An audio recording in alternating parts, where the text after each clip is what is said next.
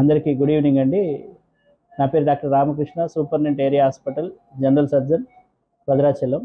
ఈరోజు భద్రాచలం ఏరియా హాస్పిటల్లో ఒక అరుదైన పరిస్థితికి ఆపరేషన్ చేయడం జరిగింది.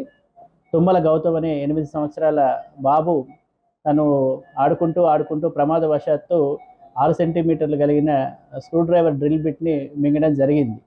వాళ్ళ తల్లిదండ్రులు ఏరియా హాస్పిటల్కి అనుమానంతోనే తీసుకురావడం జరిగింది.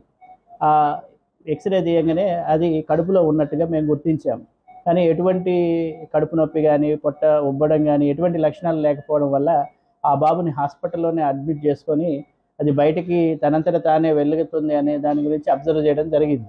కానీ ఈరోజు సాయంత్రం సడన్గా తనకి కడుపులో నొప్పి అధికమవ్వడం, వాంతులు రావడంతో మేము అర్జెంటుగా ఆపరేషన్ చేసి అది పెద్ద పేగులో అడ్డంగా ఇరుక్కుంది. దాన్ని మేము తొలగించడం జరిగింది. తొలగించిన తర్వాత పేషెంట్ చాలా స్టేబుల్గా ఉన్నాడు. వాళ్ళు స్టేబుల్గా ఉన్నారు. ఇది ఇంత సైజులో ఉన్నది సాధారణంగా మింగినప్పుడు గొంతులో ఇరుక్కుపోవాలి. అదృష్టవశాత్తు అది గొంతులో ఇరుక్కోకుండా స్టమక్ నుంచి సక్సెస్ఫుల్గానే వచ్చింది. కానీ 6 సెంటీమీటర్లది ఆ చిన్న వయసు 8 సంవత్సరాల బాబుకి అడ్డం పడి ఇబ్బంది కలిగించింది.